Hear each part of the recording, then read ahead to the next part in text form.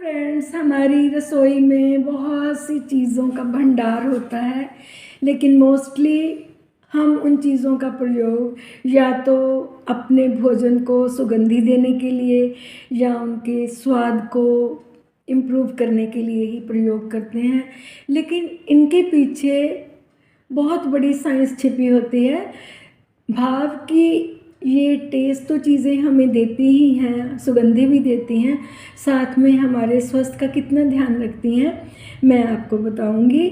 आज मैं आपको जिस चीज़ के बारे में जानकारी देने के लिए जा रही हूँ उसका नाम है लवंग, या जिसको लौंग कहते हैं, और इंग्लिश में इसको क्लोव के नाम से जाना जाता है।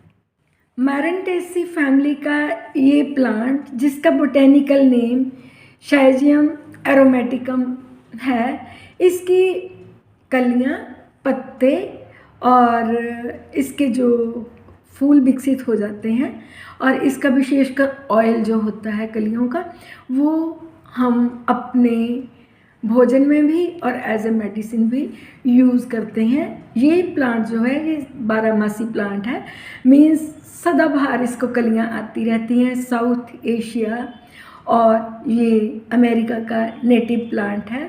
तो जब इसकी कलियाँ जब कच्ची होती हैं तो ये पिंक कलर की होती हैं, और जब इनको छाया में सुखा लिया जाता है तो ये ब्लैक कलर में टर्न हो जाती हैं। इनमें एक उड़नशील तेल होता है, उसी तेल के कारण इसमें सुगंधी पाई जाती है। मोस्टली हम जो लौंग है इसका प्रयोग अगर एज ए मेडिसिन यूज़ करें तो आम लोगों को इतना ही पता है कि ये हमारा माउथ शोधक है, हमारे मुंह को हाइजीन देता है, इसलिए इसको डाल के बहुत सारे टूथपेस्ट भी बनाए जाते हैं, माउथ वॉशेस भी बनाए जाते हैं। और अगर कैविटी हो तो लौंग के तेल का गॉज फिल किया जाता है, जिससे कि इंस्टेंटली पेन ख़त्म हो जाती है। लेकिन इसके साथ साथ जो इसके और मेडिसिनल वैल्यूज़ हैं जो आमतौर पे लोगों को पता नहीं है, आज मैं उनके बारे में चर्चा करूँगी। लौंग में एंटीवायरल और एनाल्जेसिक प्रॉपर्टीज़ बहुत होती हैं, इसीलिए लौंग को हम अपनी माउथ हाइजीन में प्रयोग करते हैं। जैसे कि अगर किसी को प्लाक है तब प्रयोग में किया जाता है, अगर पेरियोडोंटल पैथोजेंस होते हैं तब प्रयोग किया जाता है। तो ये हमारे लिए कितना फ़ायदेमंद है आप खुद ही समझिए। और मैं आपको इतना भी बताऊंगी कि अक्सर सर्दी के मौसम में सर्दी हो जाती है, जुकाम हो जाता है, तो ये एक बेस्ट कफ एक्सपेक्टोरेंट के तौर पे भी प्रयोग होता है।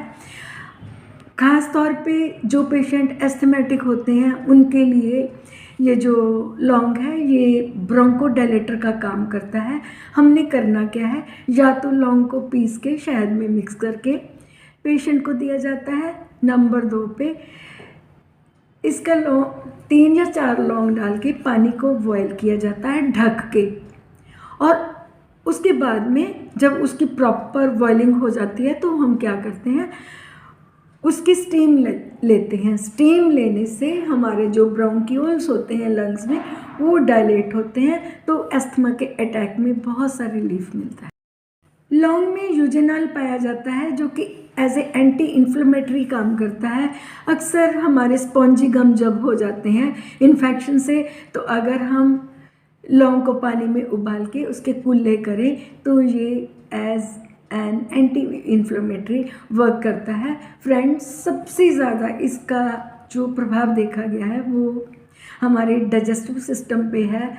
अगर किसी इंसान का डाइजेस्टिव सिस्टम सही है तो उसको बहुत सारी बीमारियां हो नहीं सकती। तो लौंग को ऐड करने का यही भाव है कि ये हमारे मेटाबॉलिज्म को फास्ट करता है। कई बार हम गरिष्ठ भोजन भी करते हैं अपनी डाइट में, जैसे कि हम उड़द की दाल के साथ अक्सर राइस खाते हैं, तो ये एक तरह का ग्रिष्ट भोजन होता है।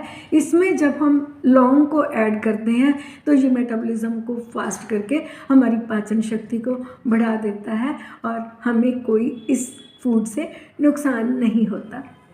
ये मेटाबॉलिज्म को फास्ट करेगा तो नेचुरली हमारा वेट भी कंट्रोल रहेगा।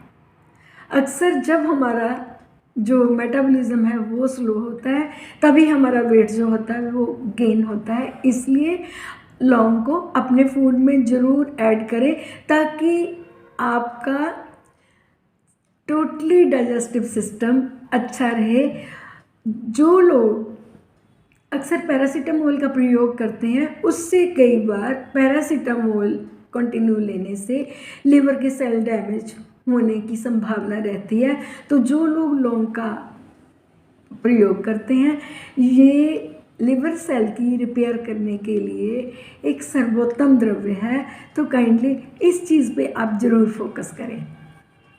लौंग में एक और भी कंपाउंड होता है जिसको हम ओलिक एसिड कहते हैं।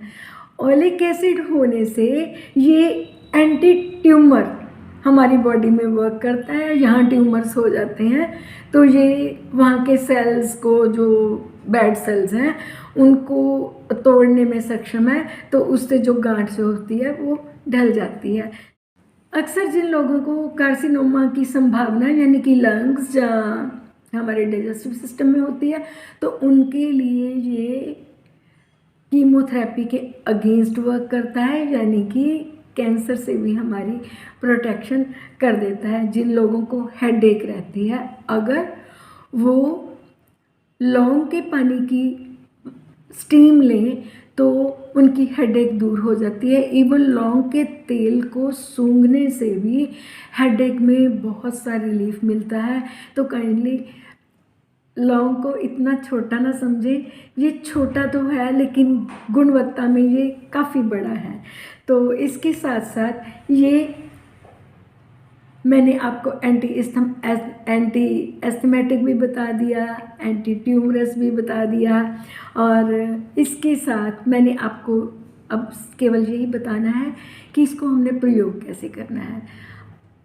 अगर आप दिन में 2 या 3 लौंग डेली लेते हैं तो इससे हमारी बॉडी की इम्यूनिटी बढ़ती है, लेकिन इसको एक्सेस में यूज़ नहीं करना क्योंकि इससे कई बार एनाफाइलैक्सिस यानी कि रिएक्शन की संभावना, ईचिंग की संभावना होने का खतरा होता है और ज़्यादा लेने से ये लिवर पे बैड इफ़ेक्ट भी डाल सकता है। काइंडली 2 से 3 लें। लवंग के तेल को हम अपनी माउथ कैविटी में लगा सकते हैं। इसके वाटर से एज एन माउथ फ्रेशनर हम इसके कुल्ले कर सकते हैं, और इसके साथ साथ अगर कुछ भी नहीं तो लौंग को पीस के उसका चूरन बना के उसमें त्रिफला का चूरन मिलाना है और अपने माउथ के गम्स पे धीरे धीरे लगा के अपने गम्स की, स्वलन गम्स की आप प्रोटेक्शन कर सकते हैं। तो होप सो मेरे द्वारा दी गई जानकारी आपको अच्छी लगी होगी।